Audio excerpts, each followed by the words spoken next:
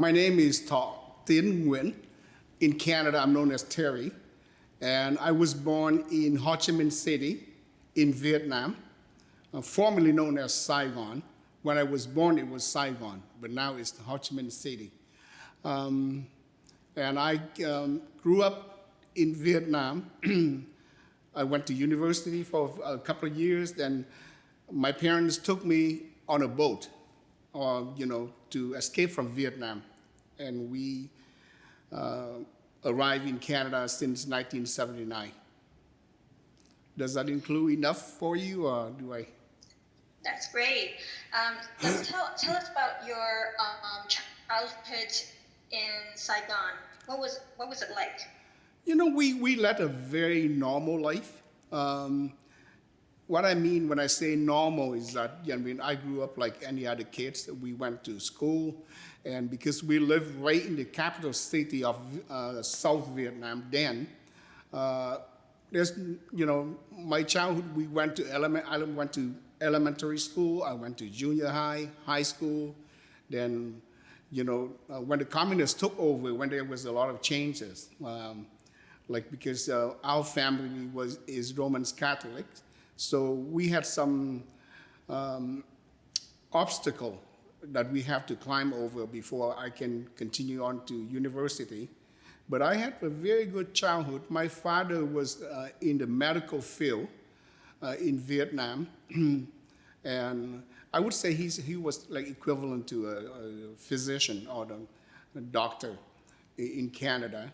And my mom was a housewife, and we led a very normal life. I have two other brothers and a sister.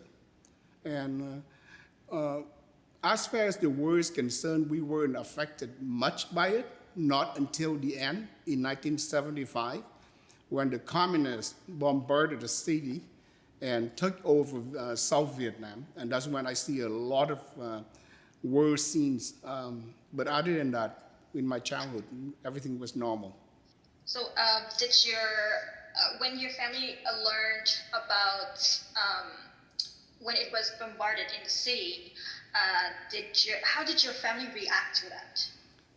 We know the war was escalating, and I mean escalating from what we see in the news that they're fighting closer to the cities, and my parents start getting concerned, and we talking about plan how to avoid when we hear rockets and stuff at night, and it was very scary. I mean, I was 17 at that time, and I'm just trying to recall the best. My father was in charge of an outpatient department for a very big hospital in Ho Chi Minh City, and he talked about bringing us into the hospital because he knew that even if the communists try to attack Saigon to take over, they will try to avoid the hospital because they do want the hospital to be able to carry out treatments for their soldier or for anybody that got hurt during the attack. So it was scary. I know close to, I would say the war was over on April 30th, 1975. And I remember roughly about 3-4 days before that, my dad brought the whole family into the hospital. And even on the way to the hospital, I mean, because the communists, bombarded the city with rocket, with mortar and stuff. And I personally, I saw people lying with no limbs, no legs, no head, and there's blood all over the place on the street. And it was very scary for me. And I still remember. I mean, I don't have like bad nightmare about it, but I remembered, a lot of bloodshed and people crying, and so we went into the hospital and we stayed there until the communists won Vietnam. Let's go a little bit back. The moment before that event happened, when you were 17, where were you back then? What did you What What did you do? I was in grade 12 high school. That was my last year in high school, and the school was was canceled because I said, we can hear the news, and the school would they closed the school because of the war escalating. So the school was closed, and we didn't know what. We just stay home basically and wait for and hear the news every day. And of course, my dad still has to work every day. And then he would at supper time he said, this is the plan. And even prior to that, Dad really tried to get us out of the country, but he wasn't able to arrange for us to get out of Vietnam, because at that time, a lot of the American government were moving a lot of their staff or of Vietnamese who work for them out of the city, but we couldn't do that. So I guess we were stuck in Vietnam. So what was the decision afterwards?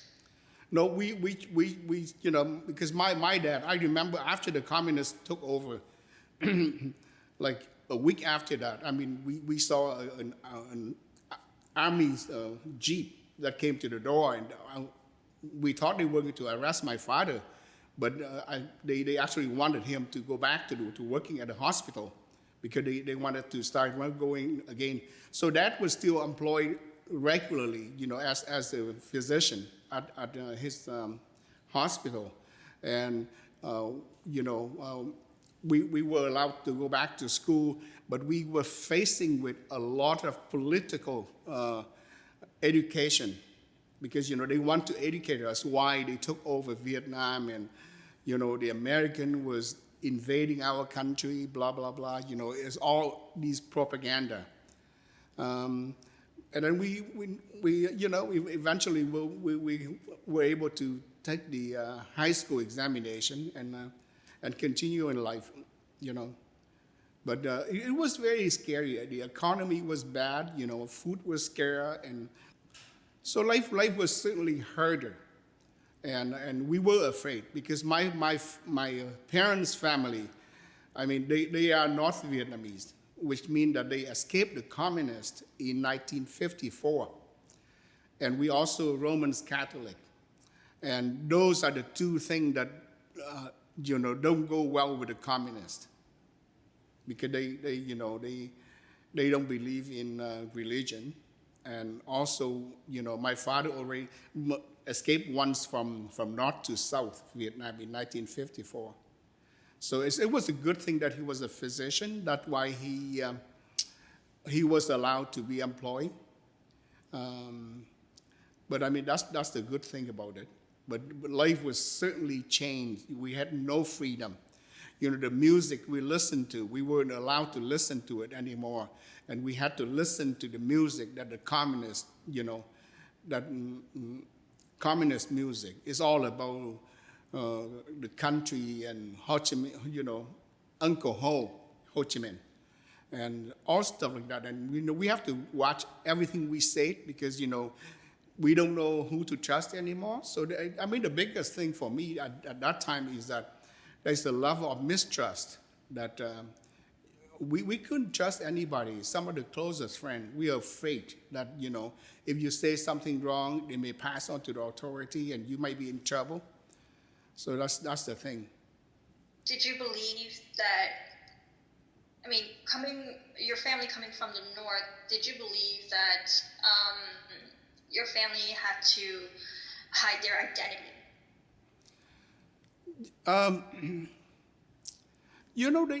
They did not have to hide their identity, because we speak with a different dialogue than the South Vietnamese, and so they would know.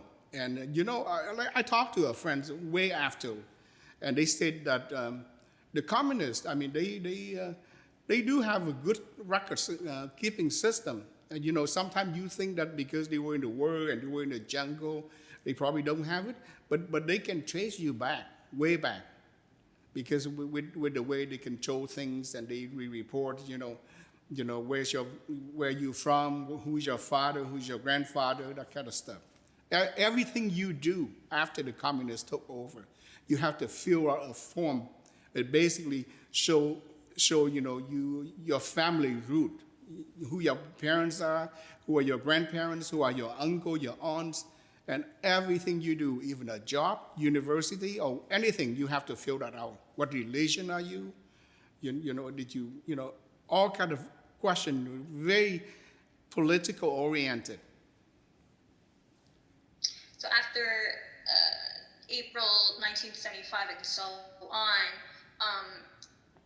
so since you have to fill out the form as well, did you feel, and your family felt, at the time,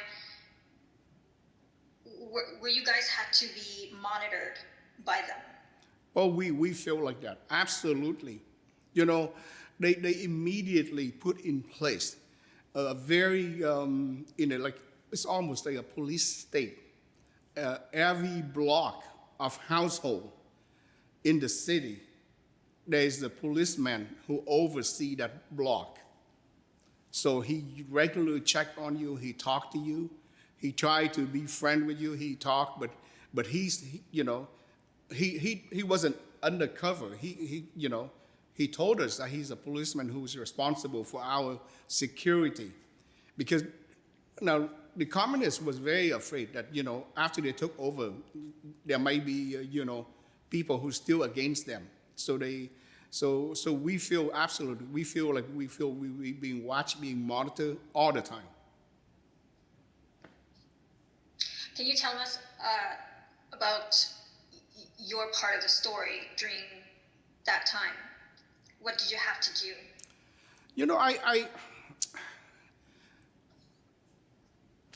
I finished my high school, and I applied and failed at least a couple of times to go into university because my background, because my family is Catholic, and my parents are from the North.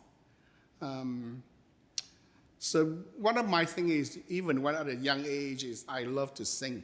And I was always in a band somehow to sing. So I use that to my advantage. And I participate in these musical festival and stuff.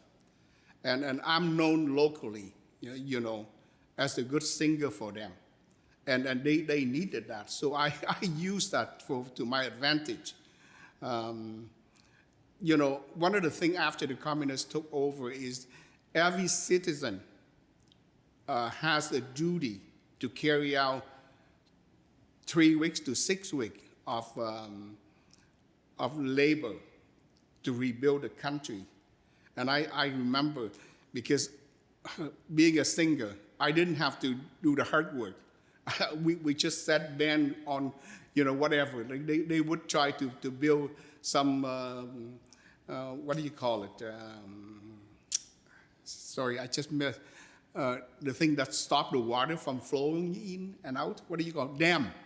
So these people are working hard. They carry big block of dirt, like clay, and we just on the ground singing and playing music for the people to work. So I enjoy doing that. And it's funny that even though I still don't like the communists, I'm not anti-communist, but I don't like communists basically.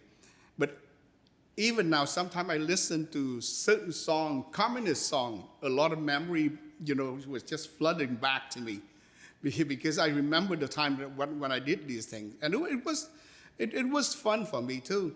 And I finally got into university after like a couple of tries.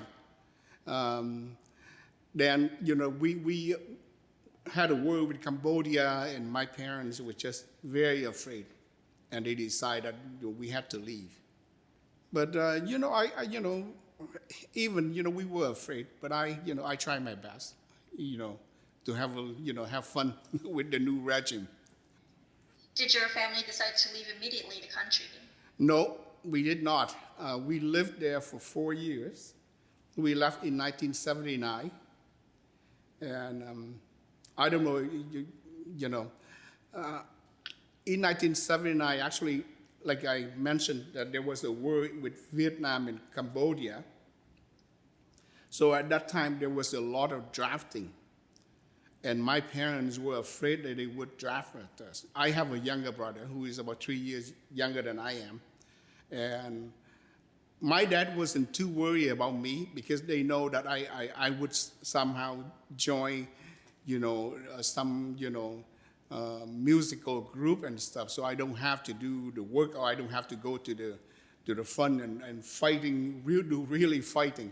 But he was worried about more my younger brother. But he decided that he have to send us out of the country. And so they decided to, and the way to send it out at that time was that's when Vietnam had conflict with China too. And Vietnam were ejected, was deporting a lot of Chinese back to China. So the way it worked is that my dad actually paid for us to take fake identity as Chinese, and that we were actually going back to China. But in fact, the boat that would carry all of us is actually heading for international seawater and get out of the country.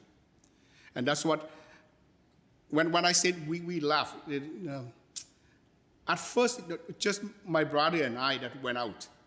And we got into some trouble. Actually, I did, being a careless guy. I lost all my luggage and stuff. It's about 2 hour bus drive from the city where we are to the town where we're supposed to leave. And in that way, there's a lot of details here. I hope I'm not confusing you. But basically, we had to leave very early in the morning. And then my dad would have somebody pick us up and take us to a bus station. At the bus station, we were supposed to meet somebody that would actually get us on the bus. And we were carrying fake identity at this time under Chinese name. So we got on the bus, and at the bus, and I saw a guy came to me. I said, listen, I'm supposed to take your luggage for you. Why don't you just get on the bus? And I gave it to the guy. And at the same time, my brother was behind me. He refused. He said, no, I carry mine. So we got on the bus, and we went to this long drive, and we were stopped many times by the communist police. And they would go in and check paper, and every time it was very scary for us. But we got through to the town. But my luggage never showed up. So the guy actually, whoever took it. And in my luggage was everything that I had for souvenir, for my childhood, everything, I carry many things from childhood, from friends, and that I packed in there, and I was devastated. Not because of my clothes or my belonging, but stuff. Because I knew the trip is a trip out of Vietnam, and I will never come back, right? So we went down there, and I happened to run into somebody who was in that town. Let me go back a little bit. So basically, the government, what they do is that you pay them money, and you pay them by gold. At the time, for each person that get onto these boats, is 10 ounces of 24-karat gold per person. That's my parents had to pay. So now then it's our job to get from the city where we live to that coastal town. And from there, they will arrange to have a boat that carries us out to the international waters. But in between the city and your final destination, if you mess up and you're arrested, it's your problem. Your problem. They don't really care, and they don't give you refund. You lose all your money. So it's a very risky adventure.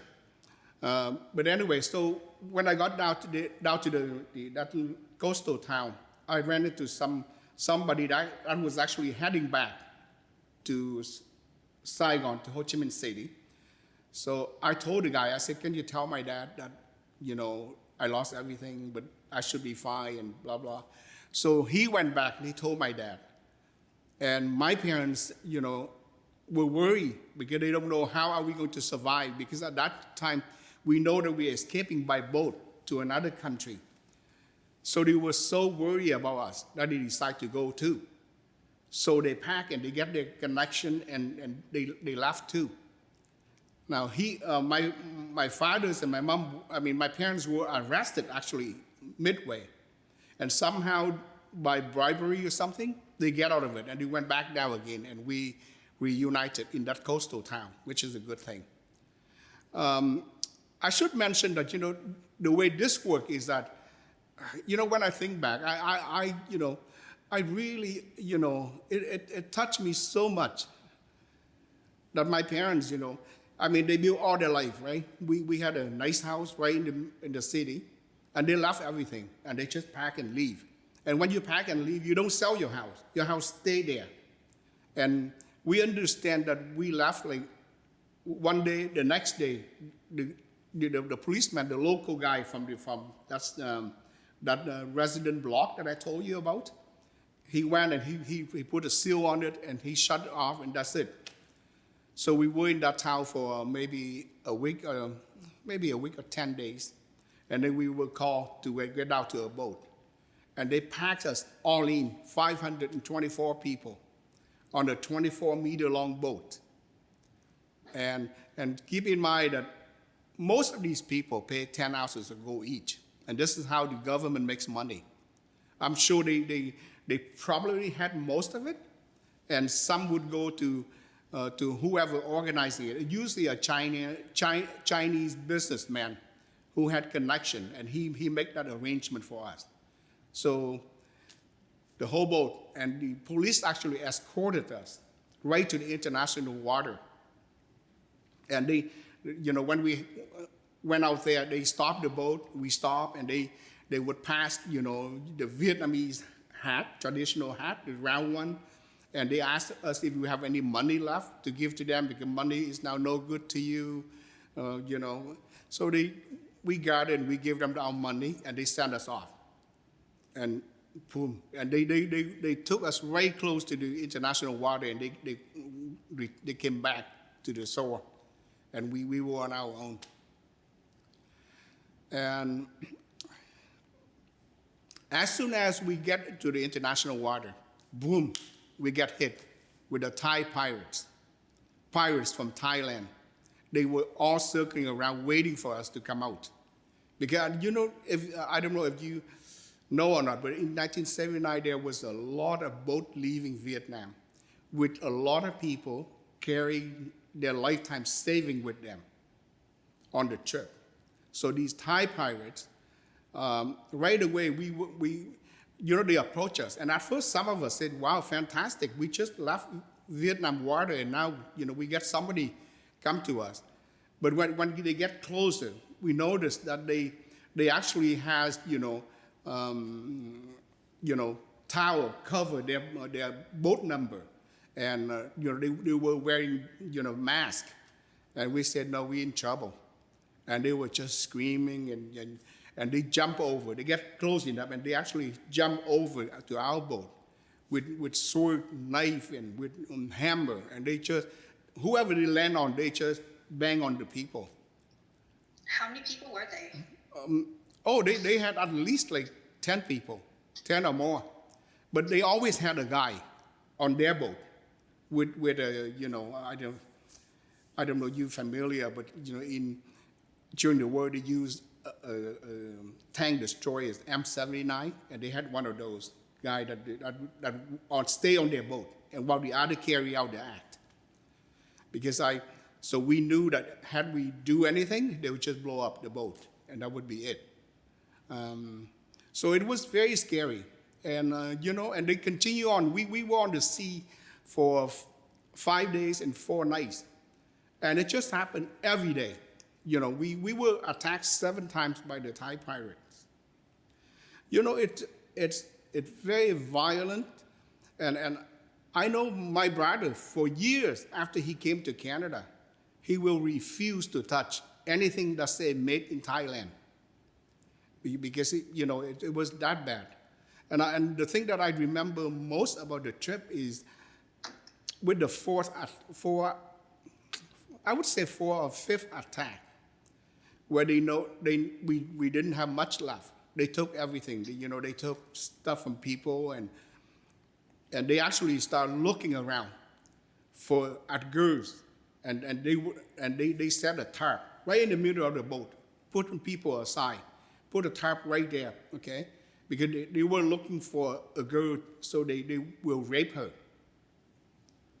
and people was terrified, I remember parents who tried to put tar and dirt on their daughter's face, and they were laughing, and they was taking their sword and they put under the chin of a girl and look at a girl, and they look, and people were crying, people were praying.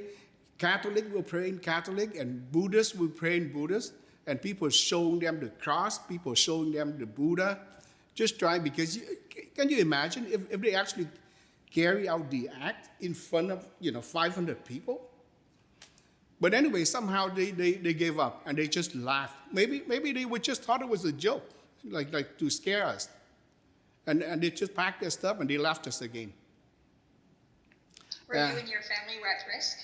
No, I mean, we were at risk. I mean, I was attacked, and I mean, sorry, for being, I'm sorry, a chicken, but I had a few chains that my mom gave to me, because in Vietnam, before we left, mom said, okay, wear your ring, where you go and stuff. If we're missing from each other, you can sell those things and you can live. But when they jump over and they land close to me and they come over to me and they point a sword on my head, I just unhook it and I give it to them, because I know they would rip it off, or they, But anyway, so I when they did that, I wasn't in really harm, because I was cooperating. But I figure my life is more important than the goal that I had on my neck. But a lot of people suffer, and they did that. I remember the sixth time, there was not much left of us. So they broke out drinking water and bathed themselves. I mean, this is just unbelievable, inhuman, to see them. They did that. But anyway, so with the seven, and then another one came after that. And at night I remember no one is allowed to smoke. No one, everyone has to duck down, because and we travel very very slow so that they don't detect us, because if they attack us at night, that would be terrible. And then on the seventh attack, they actually couldn't do anything else. They looked at us, and we were ready to fight back. Oh, I forgot to mention, with the sixth attack, they actually went down and they took the motor from the boat. So we were just floating around, right in the ocean. And I mean, you don't see anything. We keep watching to see if there's any bird, because if there's bird, that means we're close to land, but there's nothing. And I mean, in the water, we could see shark, going around us. It was, and they took the engine off, so we were just floating around.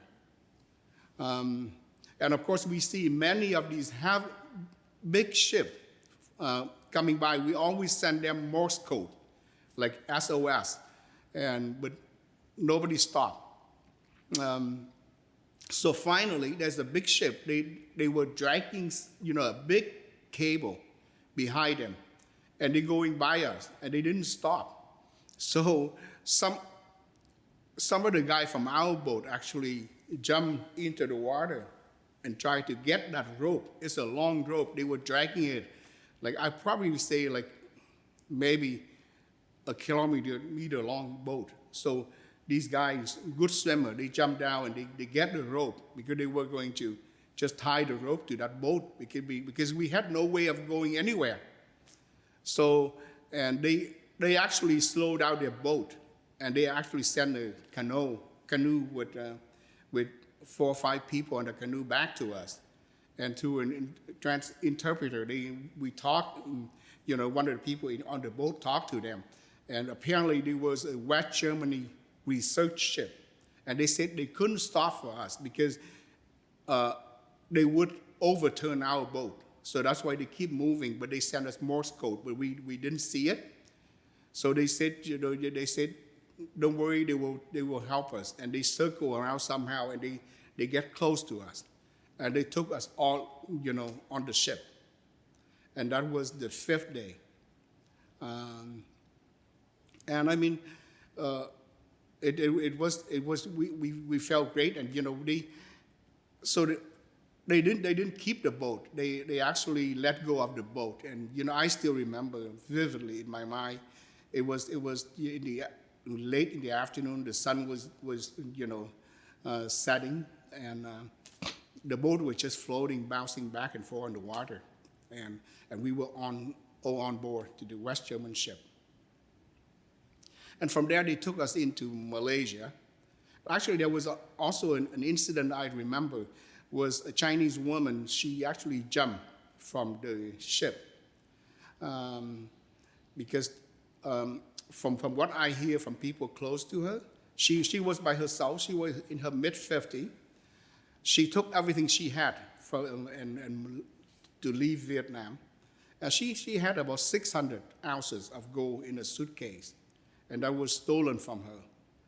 And she didn't. I think she probably lost her mind and think that the West German ship is another pirate, but it's only bigger and more powerful. So after we had to carry her on the ship, and she kept saying, no, don't stay here, and she jumped. And I mean, when we looked out, with the sea, I don't know if you're aware or not, but with the sea, if you float very quickly, you don't sink, as in the lake or something. So she jumped the night before, and in the morning, her body was floating, and we could see that shark was biting on her and stuff like that. So the West German people actually sent their diver down. They sprayed chemical, and they went down to retrieve her body, and they had a funeral with a priest presiding it, and they dropped her back down with weight so that she go down to under the ocean. And that's something that I always remember. And so from there, they took us into Malaysia, and they had to negotiate. They had to give us to an oil tanker, which took us into Malaysia. And in Malaysia, we were put in a holding camp. I say camp, but it's actually a soccer field. And living condition there is very bad too. I mean, people will pack, and we were treated like prisoner. I guess when you arrive in the country, right? So we basically were treated as prisoner there, and we didn't have enough food to eat and stuff.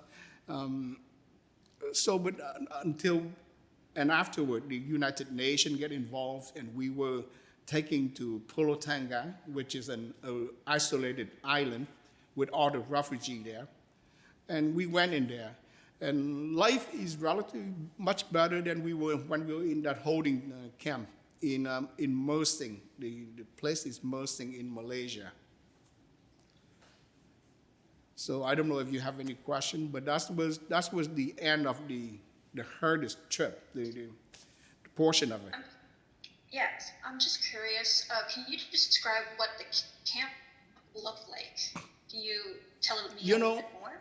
Yeah, the first camp, the holding camp that we were at, was just basically a soccer field with a shower facility, and so we were just lying in the field. I mean, sleeping on the field, through the night. The dew come down, the fog come down. You wet. The morning you dry, and I mean, you eat whatever they give to you, which wasn't enough at all. And people were just, talking. People, talking about with one another about their experience, their trip, and hygiene was bad, and because at that point I thought we were like more prisoner than refugee. And then the United Nations came to interview us, and they finally, ship us to the island. And the island is just an isolated island that the Malaysia government probably rented to the United Nations. So in there there's a committee that will govern the camp, and there's a Malaysia policeman present on the island, and different delegation came every day and they are staffed with the United Nations there too. So the condition was much better there than before. But we had beautiful beaches around, but nobody enjoyed it because we were we were so suffering with the after the trip from Vietnam. And we would apply to different countries. Like they would come in, and of course there are many papers that we had to file for the United Nations too. What time were your identity? Because a lot of people do not have the identity. I lost everything in my stuff on the with the trip. So, and from there they process your immigration, the interview to see if you meet certain criteria that they allow you to immigrate to their country. So there's United States, Australia, New Zealand, France, England. A lot of many delegations would come in every day to interview. What are the criteria in order to get into immigration? You filed the application, and they would look at it, right? And they would look at it, see you have any relative, outside Vietnam. You have relative so they would try to place that. So if I say I have, somebody living in the United States, I need to tell them where that person is, if I have the address. And I don't know who processed all this, but they eventually they get you on the list. They would post the list. They said, okay, Terry Nguyen and whatever. Tomorrow there'll be a delegation from the United States, and the people who they will be interviewed are the following. They post it on in the office, and everybody checks. So every day you check that name to see if your name is on it. And then you would show up for the interview. And for Canada, I remember, well, in our case, I actually worked for the camp refugee committee. I get on board, and I actually ran into a good friend of mine, and a good friend of mine that I studied English with the Vietnamese American Association in Ho Chi Minh City, in Saigon. And he was actually leaving to go to the U.S. So he asked me to take over his position. And of course, we had to go through the approval and stuff. So I was in charge of the reception department, which would take care of the intake from any new refugee that come into the town. And I also did translation for different American delegation and Canadian too. And my mother at that time, she was a diabetic, and her condition was getting very bad. And when I went for this interview here, I was actually happened to talk to one of the officers from a Canadian delegate. And he said, listen, why do you ever, because we were applying to go to the U.S., country that we want to go to. And that's one of the things we had to indicate, what country we wish to settle. And they said, well, why do you want to go to the U.S.? I said, because my sister is there. And he said, well, U.S. waiting period is like average 3 years. And he said, why don't you qualify to go to Canada? I mean, why don't you like to go to Canada? What's wrong with Canada, right? And I said, I heard it's very cold. And they said, yeah, it's cold, but it's very close to the U.S. You can go to the U.S. anytime you want to.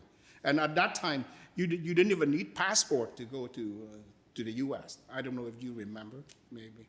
But at the time, they said, think about it and let me know, because I could help you move very quickly if you want to, And so he came to visit my parents.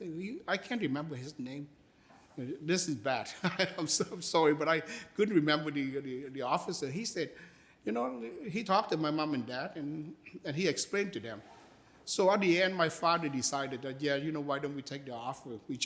And it's just very fast. I came to the Malaysia in May, and we were actually in Canada by August. So it's not even 3 months, because my mother condition was getting very bad. She didn't have the medication that she needed. So anyway, and that's how we ended up in Canada. And the requirement for Canada is that they're always looking for young people. It's okay if you're old, but if you have children, the working age, like I was 22 and my brother was 18 at the time. And if you speak English, that's a plus. And my father speaks some French, which helped too. And I still remember, they asked me and my brother, would you work to support your parents? We said, yes, of course. That's our responsibility. And it was approved. And, so we left Malaysia and came to Canada. And one thing I should mention, this is just for fun. On the flight there, of course, at the time, that was the first time we fly on an airplane. We looked down, we kept looking down. When, they said, you're entering Canada, and said, holy cow, it's all snow. But it's actually cloud. You look at cloud and you said, wow, this is how do people live in Canada? With all the snow like this. But anyway, so when we arrived in Montreal, and we it's cold. And it's very funny that we will arrive on August the 19th at the Armed Force base, and they were waiting for us at the bottom of the stair for the plane that took us here. The whole plane was actually refugee, and I remember they had a big bin of blanket, and they were passing it out to us, and everybody was shivering. This is in August, in the morning in August, and I bet it was probably not even, under 20 degrees, but we were shivering because we just came from Malaysia, where it's average 35 to 38. But I'm just curious, why it took a couple months for you to get to Canada? So you mentioned that you left Malaysia in May. No, Vietnam. We left Vietnam in May. Right. And we were in Malaysia until maybe mid-August. Okay. Which city that you have to leave from Vietnam in order to get to? It's a town called Rạch Giá. It's just a small coastal town where it's close to the coast.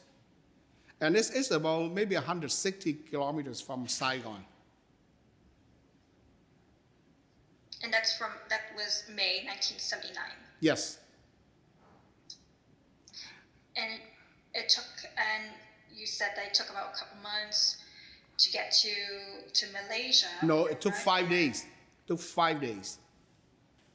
I'm sorry? We were on the sea for 5 days. So we actually hit the Malaysia water 5 days after that. And we probably settled in the refugee camp maybe 2 weeks after. Before you get on a plane from Malaysia, what was your feeling when you finally get to leave the country? What was your feeling? No, we feel fantastic. And it was, even though for us, it was very short. Because when you're in the refugee camp, you talk to everybody. people who were waiting to go to the state. It took them 2, 3 years. And people who didn't qualify anything and they just wait for some country to, because there's certain country that will take whoever nobody wanted. And a lot of those countries, you're talking about Denmark, you're talking about some smaller country like Israel and stuff. They will come and take those last few people. So we feel relief. And to us, I mean, you know, at the time we think American was the best country. Everybody in the camp said, well, American is the best for opportunity, and then Australia, and then Australia and Canada are the second choices. And then, you know, England and France are good choices too. It's funny, you refugee, when you're talking about choices, right? But that's among us. We said, oh, Canada is very cold. And then some people said, oh, France standard of living is very, you know, expensive and stuff like that, right? So people talk, not in any means like in a, you know, picky and choosy. You know what I'm saying? Yeah, so, you know, that's the, you know, and I feel fantastic. At the time, we were very excited, especially for my mother, because, you know, we never thought of it until I talked to this Canadian officer, and he said, you know, your mom might be in bad situation, you know. And at the time, you know, we finally got moving, and we feel very happy and, you know, excited too, you know. Did you leave only with your mother, or did you also leave other members of your family? I left with my parents, my mom and dad, and a younger brother. And what happened to your other brother and sister? My older brother, he went to study in France in 1970, so he just stayed there. And my sister joined her husband in the United States because he was an you know, he was an officer in the former regime, the Vietnamese government. And he went when the war was over. What was your first impression when you arrived in Canada, in Montreal? No, you know, it was very touching.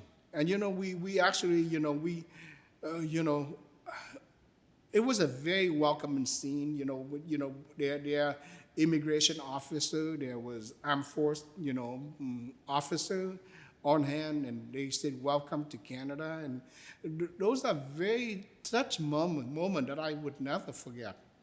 You know, you came down, and even though it's cold, and they right away they give you a blanket, so you cover yourself in the blanket, but people welcoming you, shaking hand, and, you know, welcome to Canada, with a big smile, and, you know, and I mean, to me, those are typical Canadian.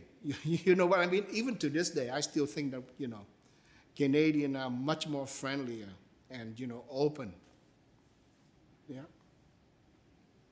So what happened during that first day? Can you tell me more about your journey for your first few days in Montreal? Okay, so we landed in Montreal, and they took us into, of course, in the armed force resident, and we were asked to take shower, and, you know, and there are certain things that they want us to apply to use for shampoo, because I think they were afraid about the condition, the camp, that some of us might have, you know, some thing in our hair. So we did that, and then they took us down to the cafeteria, and at the time, you know, in Vietnam, people wear PJ everywhere. They don't care if it's you know, they just wear their PJ to go out. And I can see that trend is happening now in Canada. People wear PJ to supermarket and stuff, or to shopping. But one thing that we laugh about all the time is, you know, a bunch of us, we wear the brand new PJ that we were given to. We wear the PJ, and we went into the restaurant. And now, keep in mind, we were in the camp. We didn't have much to eat. So we went into this, and it was a, you know, it's a food line. So we were just we we were we were given a plate, and we just go and look, and we said, "Oh, can I have that? Oh yeah, I have that too." And when we would come to the main dish, well, you either take you know, beef roast, or you can take some fish. We want them all. I said, "Yeah, just give them me that." So we ended up with a big plate. And when we couldn't finish it, we took it to the room. I hope some other refugee out there don't get mad at me. I'm telling this, but I just find it funny that we were so hungry, and there was so much food, and we took it home, and we really enjoyed it. And you know, one thing I was very impressed is not a single person in the lineup or behind the counter ever give us a weird look. What are you guys doing? Why are you taking so much food? Nobody said a thing. All we happy. Oh, you want this? Yes. Give it to us. And that's something, you know, that says something about Canadian, you know. We don't judge people. You know, there must be a reason why they do that, right? So we were there for a few days to do paperwork and stuff. And I remember one of the translators, because at that time there was a lot of French speaking in that area. I can't remember where exactly it was, but he said, "Oh, you are going to Nouvelle-Écosse," and he said, "It might be better for you to stay here, because there's more Vietnamese here. Nouvelle-Écosse, you know, we don't know if there's many people there and stuff." And he actually said, if you talk to the officer and you said you don't want to go to Nouvelle-Écosse, they probably settle you here. But my father said, "No, you know, there was a church that sponsored us, and we have to go. We have to go there. We'll see afterward." But I mean, they put the effort into sponsoring us, and I feel it's not right for us to do that. So we were there for 2 days, and you know, just poking around, looking around, you know, see how's it like, and you know, talking to people and talking to among ourselves to see, you know, okay, what part of, because remember, we all have to go to Kuala Lumpur, and that's not only from one camp. It could be from several camps that gather together in Kuala Lumpur, the capital city of Malaysia, to go to Canada, right? So we talk, and then we were there, like, I would say 3-4 days, but we didn't do much. We just, you know, walk around talking to people and talking to you know, military personnel. I mean, they just walk, and we stopped and they talked to us, and you know. Okay. So you mentioned that you were staying in the base for a few days. Can you resume to your story about it? No, we were stay there for a few days, and then we finally we were told that we would be heading to Halifax airport, and you know, I should say on the flight to here, we talked. It was an Air Ontario, I think, Ontario World Air at that time, and I remember kept asking the flight attendant. I said, "Do you know where Truro is?" Truro is actually our final destination. And they said, "No, I never heard of Truro." And I said, "I only know Halifax." And I said, "Oh, really?" So we thought that we are really going to a jungle somewhere in Nova Scotia. But anyway, so then we arrive, and then we arrive in Halifax, and of course there are people in the church that welcome us, and you know, and they took us into their house, and we had to drive along. I mean, to us, like 100 km from the airport to Truro, or not even 100 km. It's a long stretch, and it was late in the evening. It was dark too, and I said, "Man, wow, we really going into the wood or something." I kept telling my brother. They bought 2 cars, so my parents would sit in one car, and my brother and I would sit in another car. And I kept saying that, oh my God, we really going to wood.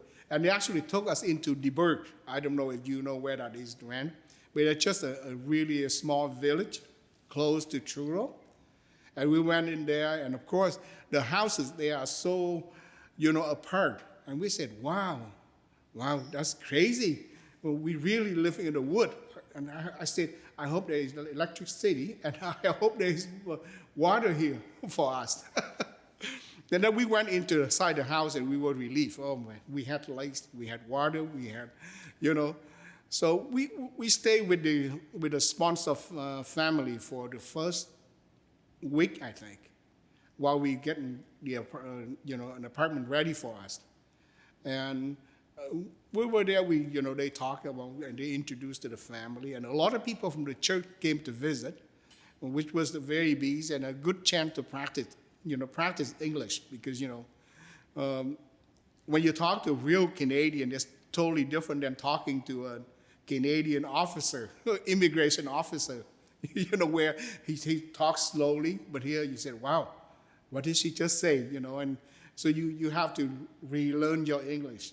And I mean, I was very confident with my English when I was in Vietnam, but when I arrived in Canada, oh wow, I said, this is very different from what we learned, So, and that was it. That was a trip to get to Truro.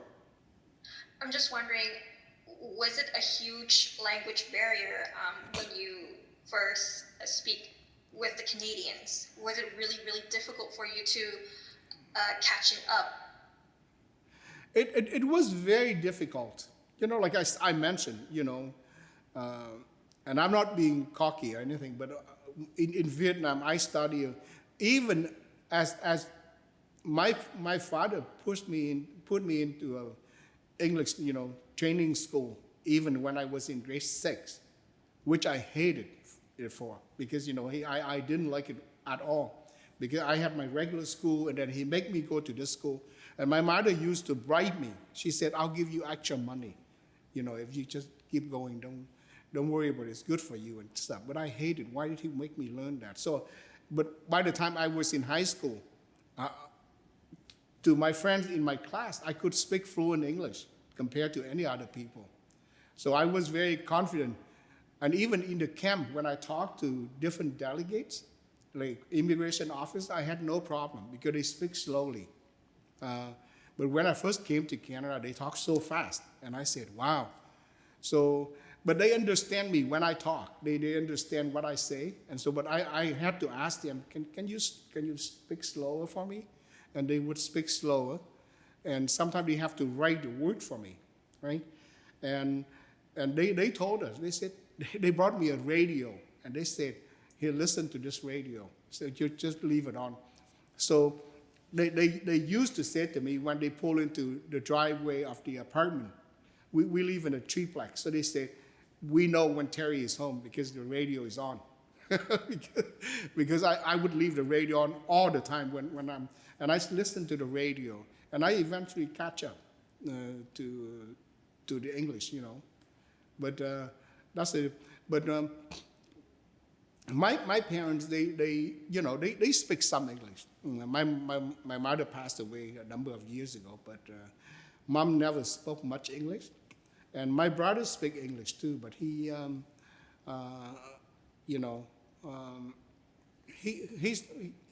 struggled at first too.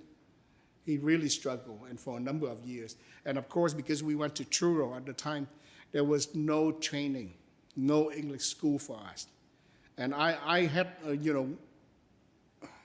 I started working like 10 days after I arrived in Truro. We work at a factory called Polymer International. It's an American plastic factory.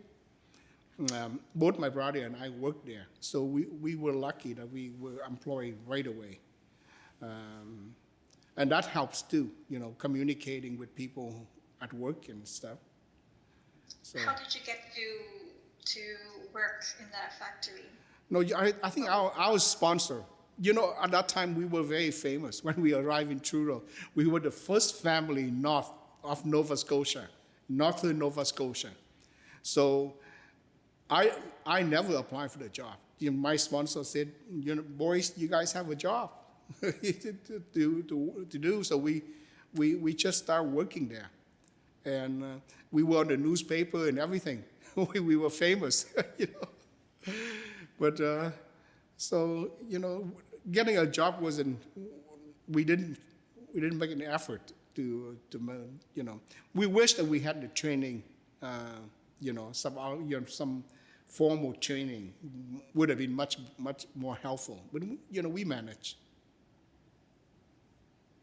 What was your position at the factory? We both my brother and I were hired as material handler. So we make sure that all the looms have threads supplied to the post. So we take care of supplying the material to the looms. And how many years you've been working for No, that company? I worked for 2 years. Then I went back to university in Truro, and my brother was there for 3 years. Yeah. Can you tell me about your first year while you're integrating in Nova Scotia? Can you tell me what was it like your first year? Integrating in terms of employment or generally everything? Your life during your first year, was it difficult getting, how to say this, while getting adjusted into your life in Canada? It didn't take us long to adjust in Canada. We were very happy. We just find it very different from where we were in Vietnam. Ho Chi Minh City or Saigon had a population of like 5-6 million at that time. And we went to Truro, and the town was probably 20,000 people or something. So it's quite a difference. And, and even, I remember when we first, how do I say this? In Vietnam, anytime you look on the street, they are jam-packed with people. Even in the smaller in the smaller area, there's always people moving around and stuff. But in Canada, the first thing we noticed, wow, there's nobody on the street. Where are the people? But in Vietnam, people hang out on the street and people do things and you see people. But here, and one thing we said to one another is that this feels like the communists just took over Saigon, because when everybody stay inside and nobody's out on the street. So it's different in that, but we eventually get used to it, and we said, oh, okay, people stay inside the house, and we don't, people don't just take a chair and sit, or in front of the house and talk to the neighbor and stuff, right? So it's different that way. And then the food was okay. I mean, we didn't have a lot of authentic, spices or food, but we managed, and we adapted to it. And our sponsor took us to grocery store. They show us how to shop, how to buy stuff, and so we didn't have much adjustment that we had to do in order to adapt to the Canadian way of living.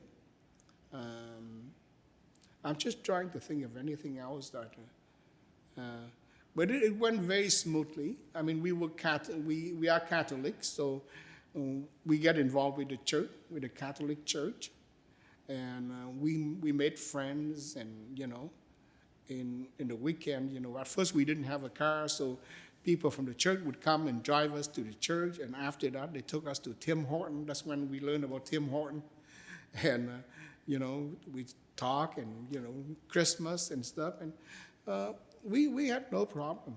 I think and the credit should be given to Canadian. I seem to but I think Canadian generally Canadians are fantastic. You know, they make refugees like us feel welcome and, you know, blend in easier, you know.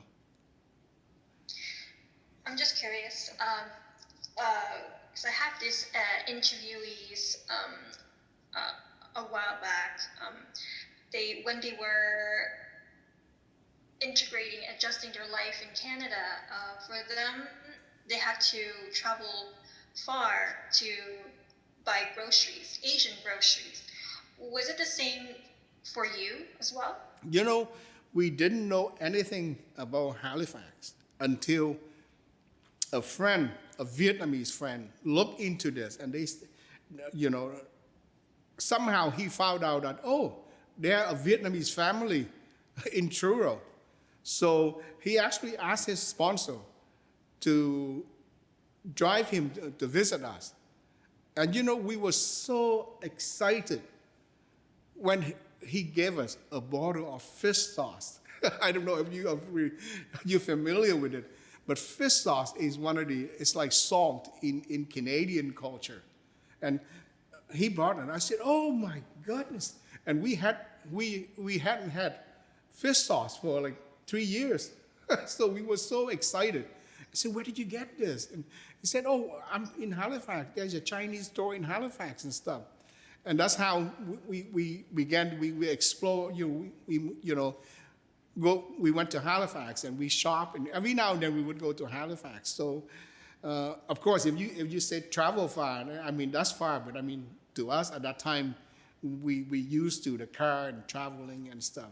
So we often, every couple of months, we would drive to Halifax and get all this stuff that we need, the spices, the food that we wanted. But we had no problem eating soy sauce, because at the time when we came to Truro, that's the whole time, the first 3 years, we just used soy sauce. In Dominion store, I don't know if you remember Dominion. I think in Ontario, they still have Dominion store. Yes, we do. Yeah. And I remember Dominion store because, that's where our sponsor took us to show us stuff. And I remember the D with the Canadian symbol, the maple leaf. Yeah. For about your sponsors, do you still keep in touch with them? No, at first we kept in touch for a few years, and then we, it's just like with any other friends, you kind of faded. You busy your life, and they are busy. The last time I looked into it, I mean, our main sponsor, I actually last year or the year before, I actually went back to the house where I first came to Canada to live in that house. And I was told that the gentleman is in his 80 and he wasn't home.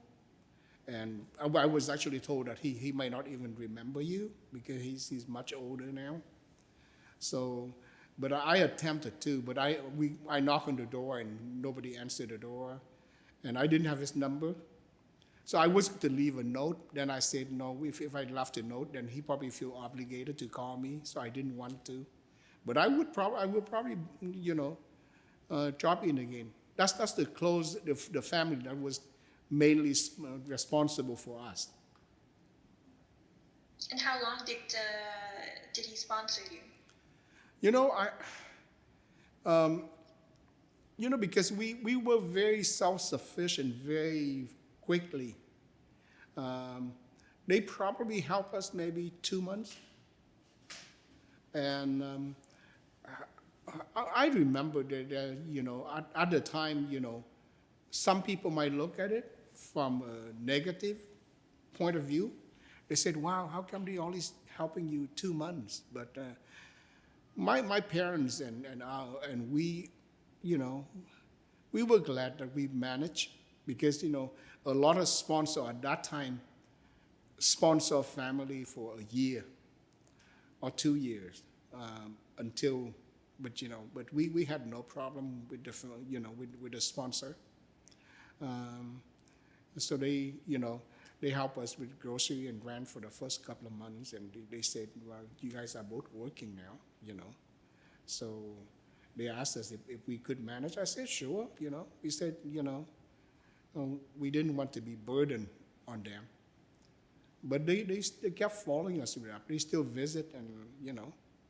And in fact, whenever I head north, I go up, you know, from Halifax. I always, you know, drive by the church and, you know, have a look at it and you know, to places that I've been before. You know, so it will always be a good memory, you know, for me. Do you find really helpful from your sponsors that they provide enough information in order to adjust your living? Yes, yeah, I have to say that they were very helpful. You know, they came and helped us with different things, and you know, for our basic need, you know, they were very helpful, and you know, even after we were financially independent, they still keep in touch. We kept in touch for a number of years, even after we left Truro to Halifax. You mentioned earlier about that you worked in a factory for 2 years, and then after that you decided to go to study in a university. Yes. Can you tell me about this? You know, like my parents are very big on education, so they always wanted us to have good education, and you know, so after I worked, you know, in Truro, we took night class, we took GED, because you know, and many of my teachers really encouraged me, because they thought that, you know, both my brother and I are very you know, have very strong mathematical interest, and so I was actually in engineering in Vietnam for my first year, so I applied for, and we didn't want to leave Truro because it would cost more. And I looked into the programming, and the NSAC, Nova Scotia Agricultural College in Truro, actually has the same engineering criteria as other university in Halifax. So I applied and I got in there, and that's and then so I was able to stay at home and still to go to school. And while we worked, we actually worked hard to save money. And I have my brothers, and my brother and my sister in the U.S., you know, had to help out with the family financial too, because everybody was determined it's best for me to have a good education. And so I studied here for a year.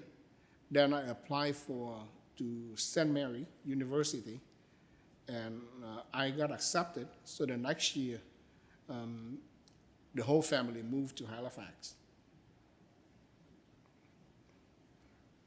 But you know, studying at the college, the Nova Scotia Agricultural College, was a good experience too, and it's very small university, and everybody was helpful. You know, the thing is I'm very good with physics and math, but I'm very bad with chemistry.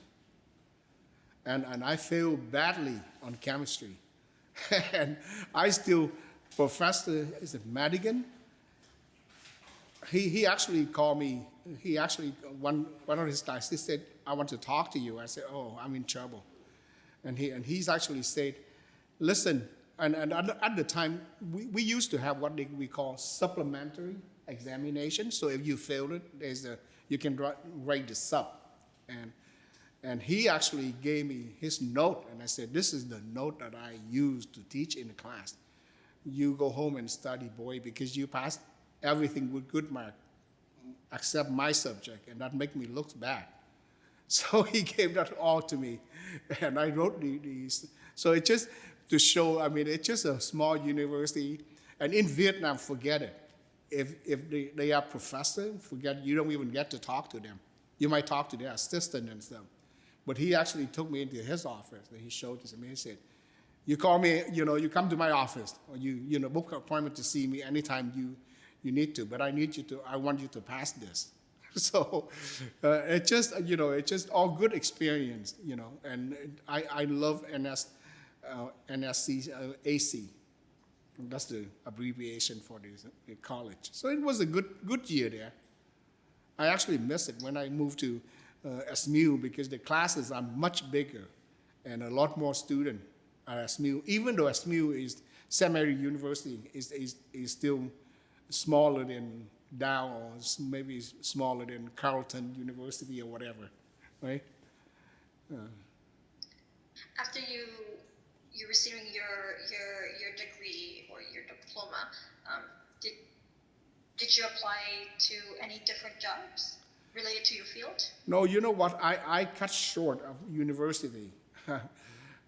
I always said I made a stupid mistake. I got married because at the time, there wasn't my wife then, my ex-wife, was one of the very few girls in Nova Scotia, and we dated, and we get along good. So I just decided to get married, even though my parents didn't like me to get married then. I was in university, and when we had our first kid, that's when I stopped university, and I started working to make ends meet for the family because I want my ex-wife to stay home with my children.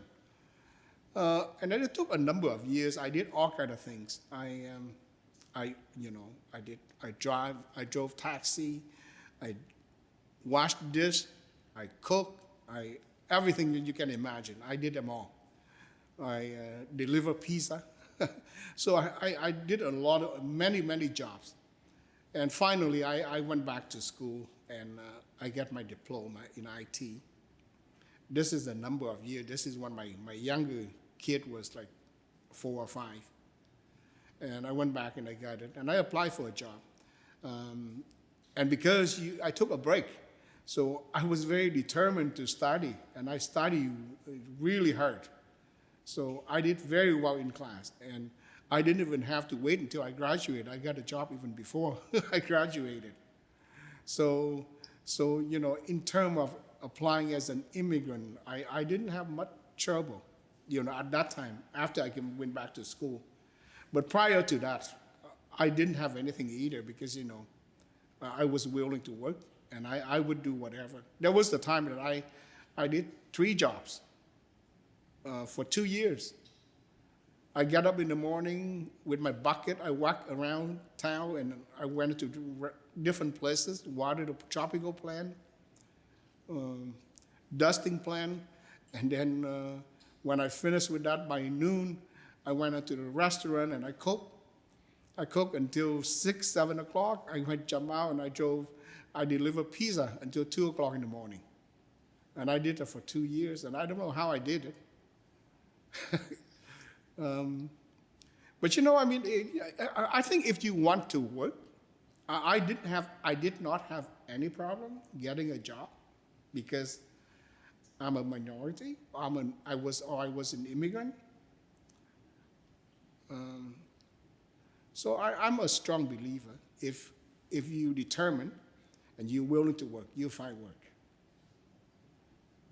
And What is your current employee right now? I work for IMP International Incorporated, and it's a company that has that's into aerospace manufacturing and stuff, and it's very big in Atlantic Canada, and I've been with them for just 24 years now, 23, 24 years. Yeah, and I always been with them as an IT analyst.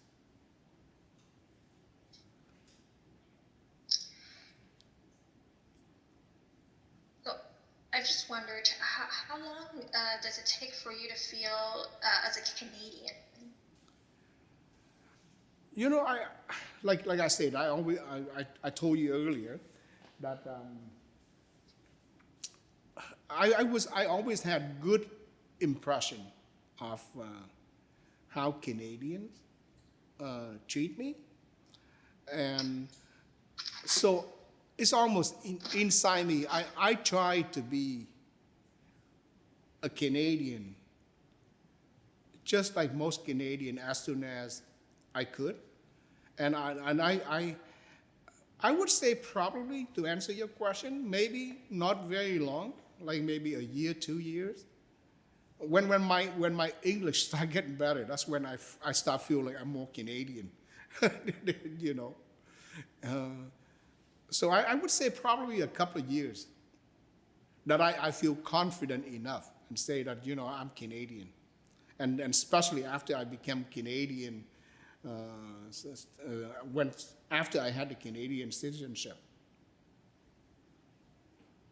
From your observations, what were the struggles that you see for your brother and your mother at the time when they were living in a settlement in Canada?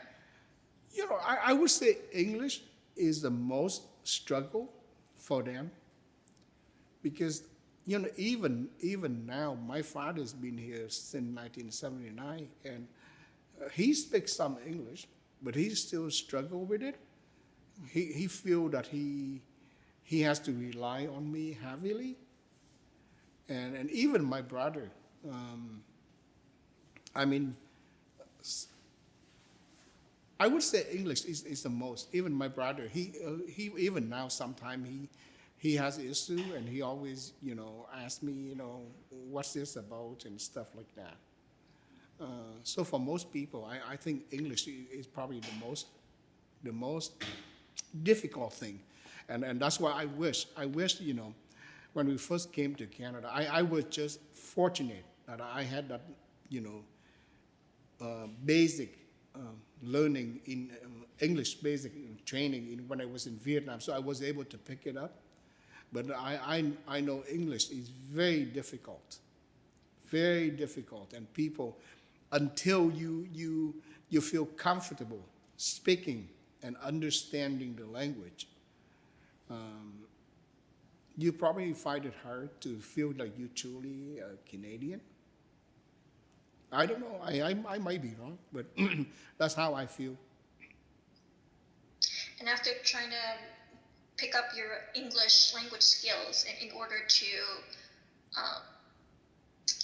adjust the living for your work fields and your study, do you ever have the feeling of losing your homeland language? No, your you native language, sorry. no, you know what? I'm very proud to say that my Vietnamese is just as good as, you know, when I was in Vietnam, because I you know, I treasure my language.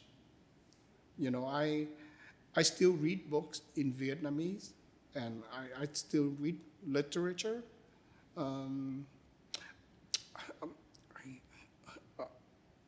I don't think it's you know, it's just because you feel Canadian that you would automatically lose your roots. You know, but it's up to you as a person to keep up with it.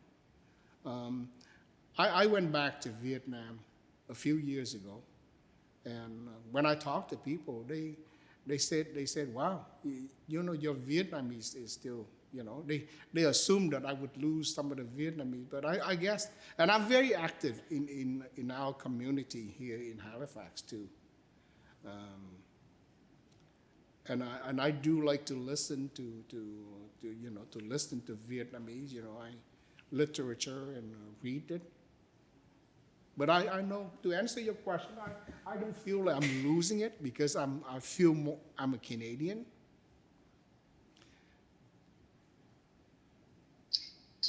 How many times do you get to visit to Vietnam?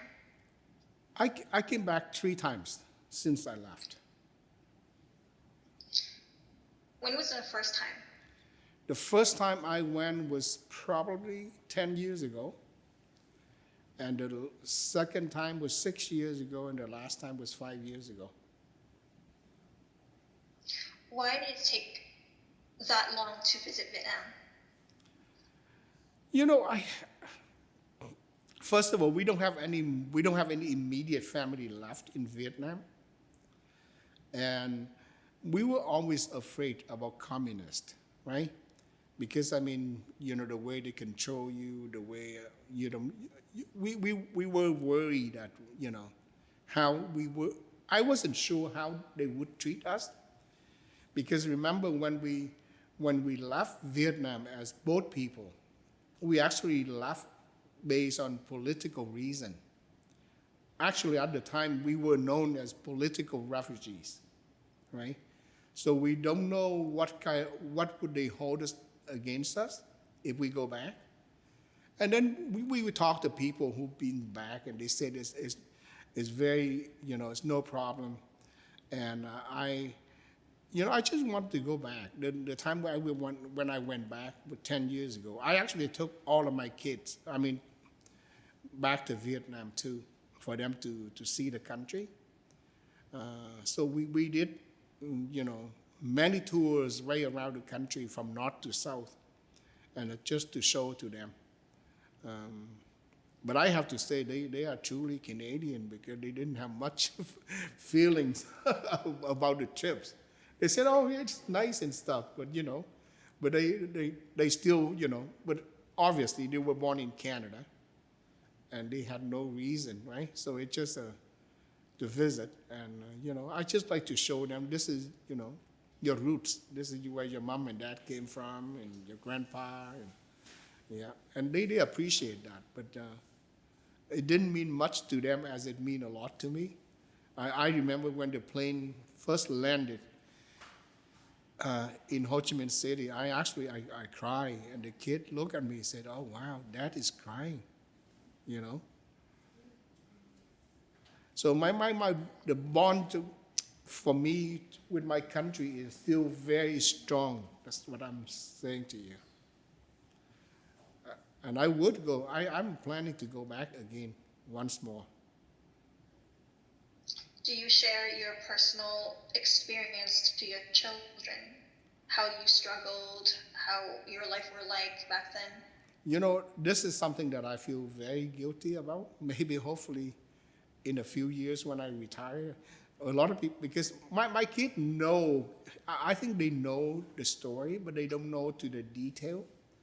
And, you know, one of my goals is to write this down somehow for them to know exactly, because they serious. I don't think they know, you know. I remember I once mentioned to them that we escaped the communists, and they said, why do you have to escape communists and stuff like that, right? So I explained to them, but I mean, they are young, they don't pay much attention. But I think if I was to write this down, and maybe they will keep it, and that's my goal. Is, you know, I have friends of mine who strongly encourage me to write it, so that they have something to know that's where their roots are. Because I think once they get older, it probably will become important to them. So 40 years later, how do you feel about your life that you and your family made in here in Canada? No, you know, I would say that I'm very pleased with. I mean, everybody's life has its own obstacle and adversary. I mean, and of course, I sure had enough adversary, personal adversary. But looking back 40 years, I would say I'm happy. I'm happy with what I have and what I accomplished. You know, a few things that I would have changed. You know, for example, like my parents always emphasized so much on university, and I passed that on to my kids. and but if I had to do it again, I probably wouldn't care much about university. There's a lot of people who are much happier not having a university degree, not having to go through all this studying and stuff, and still be successful in life. I remember my daughter is a hairdresser, and when she finished grade 12, she wanted to talk to me privately, and she said, "I'm sorry, Dad. I hope you won't get mad at me. I don't want to go to university.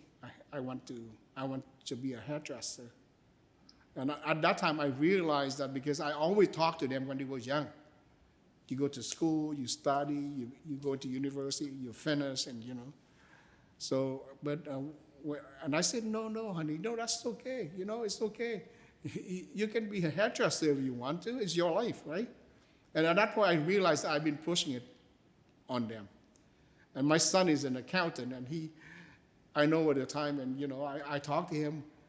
He got his degree, and he just take it easy. And I said, "You should apply and get a job." He got a job now, but he said, "Dad," I said, "You took university for nothing." He said, "I did it for you. I got you my degree."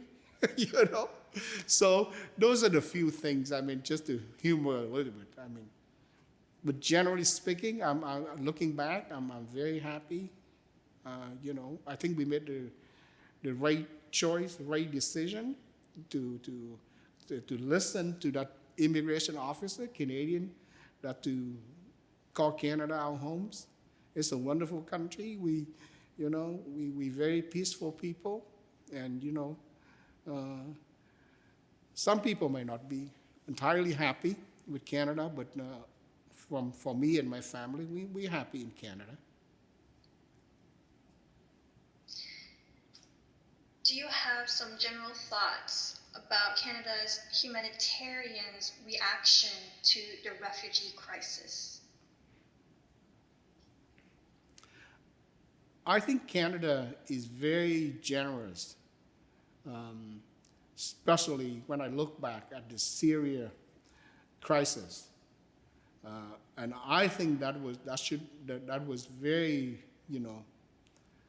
should be very applauded in what the government do to help these people in refugee. I, as a refugee myself, we didn't have to face all the war.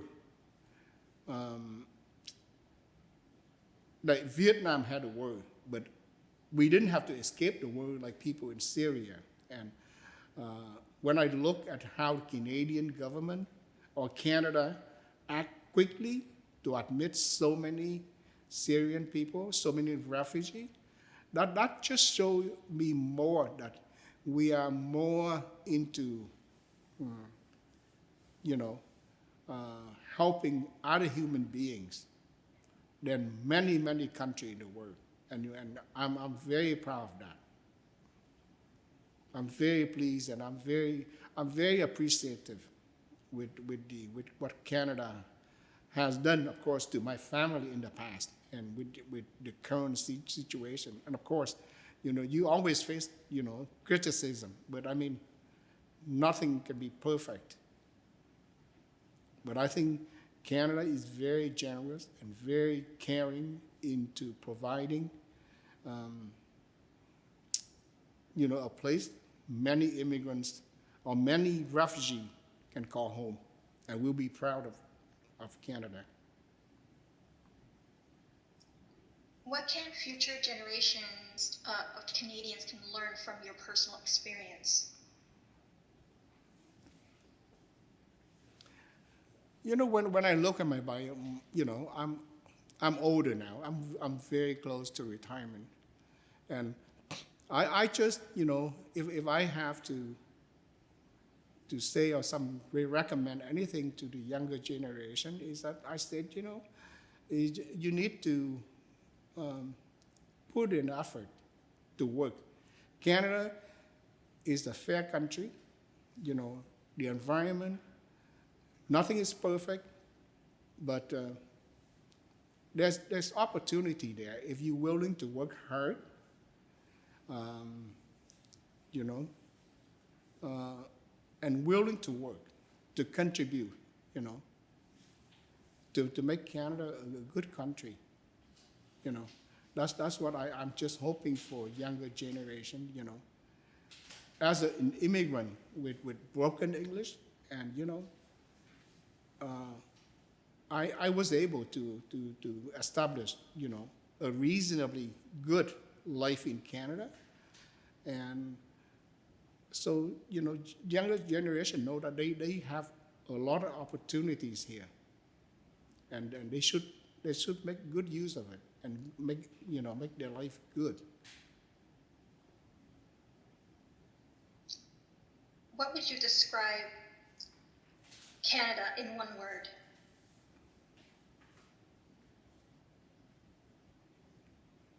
Kind. Anything else that you'd like to add?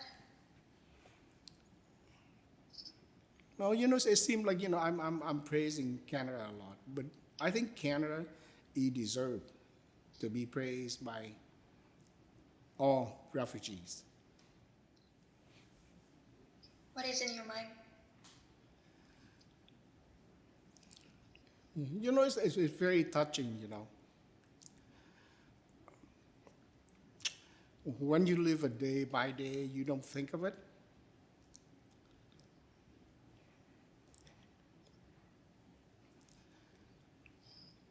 But when you sit here and you reflect,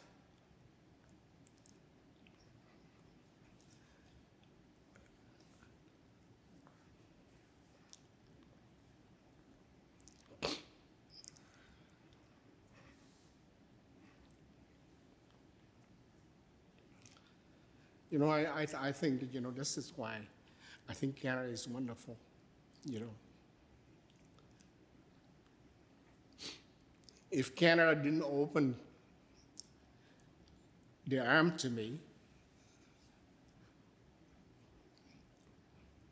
I wouldn't have what I have today.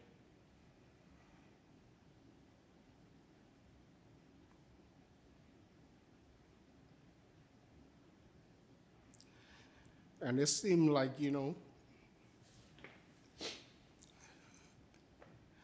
I had a lot of personal hurdles and obstacles, but my Canadian friends were always there with me. Even emotionally, financially, or medically. I never imagined that, you know, I would be this emotional in this interview, but with your question, you put me in a journey back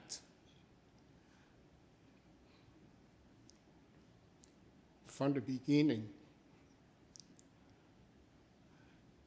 And I think it's just fantastic.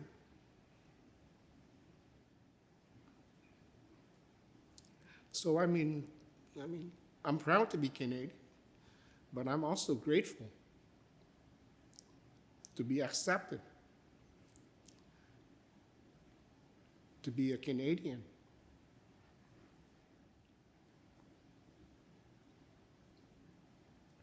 Is there anything else that you'd like to add as well? No, I'm fine. I think that's all I have to say. Thank you so much, Terry, for sharing this story with us. It's really brave and courageous from your part. I know that it's really difficult to tell this, but I'm really thank you for taking your time to be with us. You're welcome, Thank you so Ren. much. Thanks. Nice meeting you. Nice to meet you. Thank you.